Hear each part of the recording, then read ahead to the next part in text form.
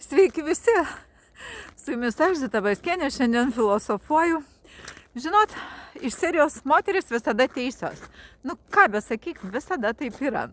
Šį rytą man paskambina vyras, mes dažnai rytais paplepam, ir aš jau ten sakau, eisiu į dušą ir po to einu į mišką prie upės, nes labai gražus oras, saulės šviečia, jis sako, tik būtinai gerai išsidžiovink galvą. Nu aš sakau, tai ne kaušelis koks, kad čia vidury žiemos eičiau su šlapia galva. Padedu ragelį ir galvoju, nušlikšti boba. Nu kaip pasakiau, ar ne? Žmogus lyg norėjo pasirūpinti, o aš taip paėmiau ir neleidau.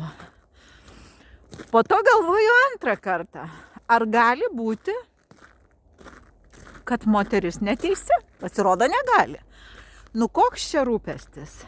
Žinot, jeigu tu nori pasirūpinti, tai turi būti veiksmas. O pavyzdžiui, sakytų, batukai nuvalyti prie durų padėti, kad tau nereikėtų, arba sniegas nukastas, arba mašina pašildyta, arba kas nors, kur įdėtas veiksmas, tai yra rūpestis. O kai rūpesčio nėra, tai joks čia nerūpestis, čia yra apsimestinis rūpestis, arba tas, kuris tik žodžius. Ir žinot, dažnai žmonės šneka daugą, bet kai reikia padaryti, supranti, kad nepadaro.